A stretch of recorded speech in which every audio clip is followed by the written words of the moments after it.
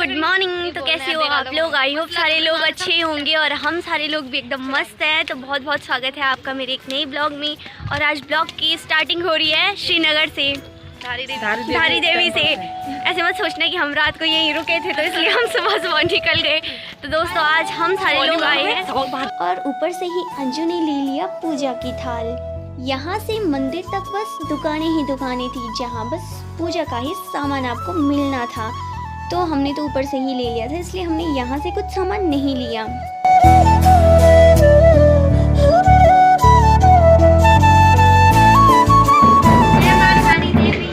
तो गाइस हम पहुँच चुके हैं धारी देवी।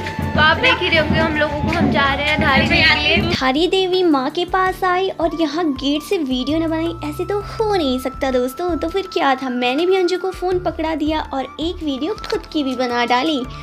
तभी दिखा मुझे आगे पे एक बंदर, लेकिन खैर दोस्तों इससे मुझे डर नहीं लगा क्योंकि ये ना एजीएम के बंदरों की तरह नहीं थे, बड़े ही शांत थे। कितना क्यूट है, कितना शांत है। अभी इसने एक बोतल भी छीनी थी लेकिन फिर वापस भी कर दी थी। बड़े सुंदर और सुशील बंदर हैं यहाँ के।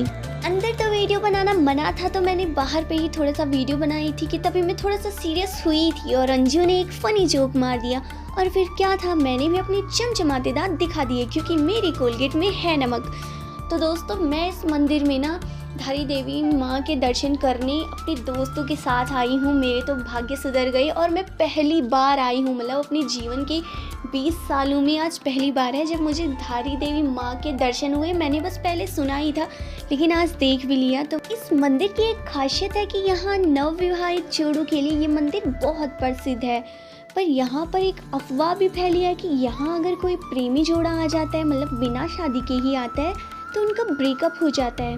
बाकी मुझे भी नहीं पता दोस्तों। इतनी भीड़, पैर रखने की भी जगह नहीं थी, जिधर देखो बस उधर सेल्फी ही ले रहे थे। तभी मेरे चंचल मन ने मुझसे कहा चलो बेटा सेल्फी ले रहे।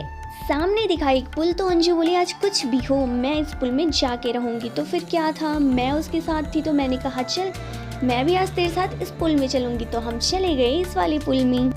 ऊपर पुल से जो नीचे नदी का नज़ारा दिख रहा था ना, हाय, नीचे नदी में लोग कर रहे थे राफ्टिंग। ये सुविधा यहाँ कब से हुई, ये देखकर मैं अपने मन में बोलने लगी ये कब हुई। देखो लोगों की इतनी सारी भीड़ है, पर खैर हम बस देख सकते हैं लेकिन जा नहीं सकते क्योंकि हमारे पास रुपए नहीं थे ना। फिर मैंने थोड़ा सा अफसोस जताया, हाय रे मेरी गरीबी।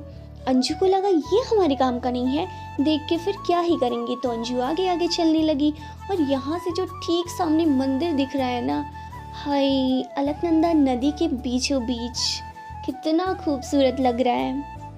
लोगों को ऊपर से देखते देखते हम हो गए थे बोर, सो हम भी आ गए नीचे नदी में अपने पैरों को गीला करने पानी में। पानी तो हमसे बहुत दूर था और जहाँ हम थे वहाँ बस दलदल ही था। ओफो, ये क्या हुई।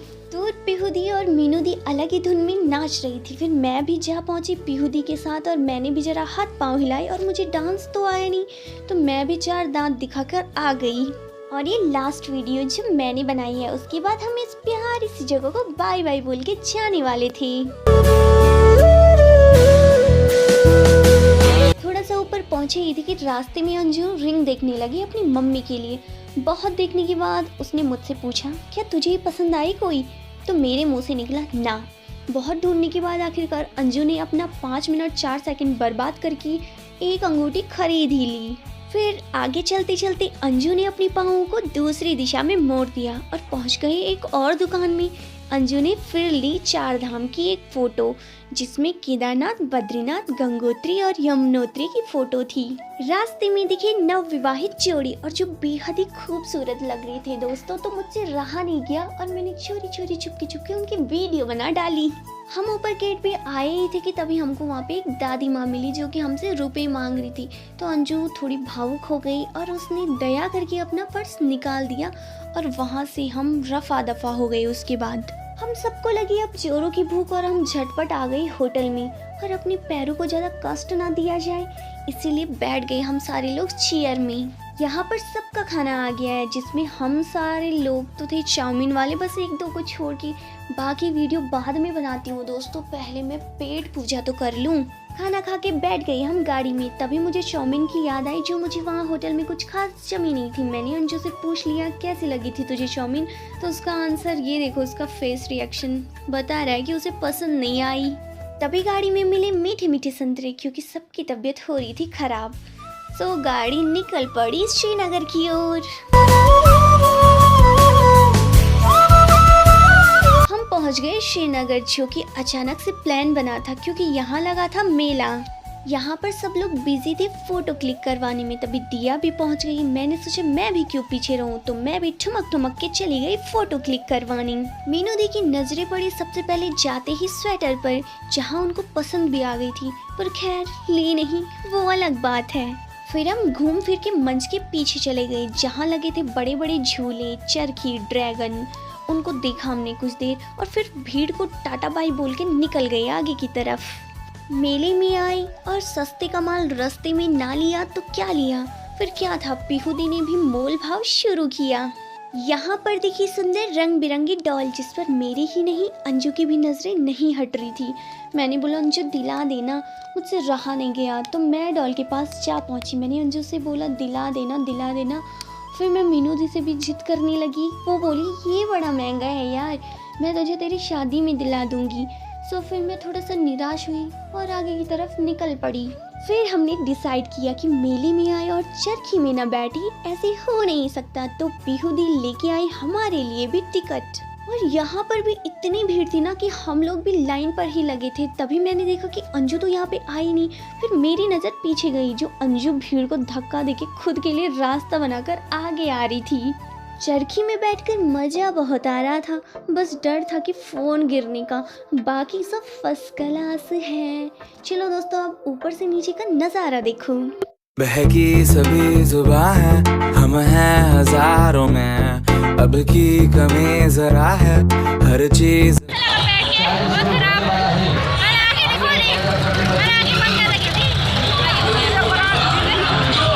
मुझसे ना रहा गया, मैं भी चली ठुमक ठुमक स्वेटर खरीदने। और इतनी सारी दुकानों में हेरा फेरी और घूम फिरने के बाद इतनी सारी स्वेटरें देखी मैंने, और तब जाके मैंने एक फाइनल करी। वहाँ पर भी मुझे सुनने को मिला बहन बड़ी कंजूस है, स्वेटर लेने में इतना सोचा। अब उस भैया को कैसे बताएं, स्टूडेंट है भाई, और घर से हमें जो पैसे मिलते हैं वो भी गिन के मिलते हैं, और उसमें से भी 100-200 इधर उधर हो जाए ना तो मेरा पूरा महीना डगमगा जाए। हाँ, फिर भी मैंने रिस्क उठाकर एक स्वेटर ले ही ली। प्राउड था मेरे लिए ये मोमेंट। मेले की भीड़ से निकलकर हम आ गए मार्केट में, जहां हमने ली गर्मा गर्म पकौड़ियाँ और पकौड़ी के साथ हरी चटनी। हाय, मैं खाती रही। मैं अंजू को बोल रही थी और अंजू बेचारी नाना करती रही। सामने पर पीहू दी की नज़र गई बड़े से गुब्बारे पर, लेकिन गाड़ियों के चलते चलते पीहू दी थोड़ा सा रुकी और सोचने लगी, अगर घर जाते जाते रास्ते में ही फूट गया तो मेरा क्या होगा, मेरा तो भारी नुकसान हो जाएगा। और गए पैसे तेल लेने, तो वो वहीं पे थोड़ा सा थम गई।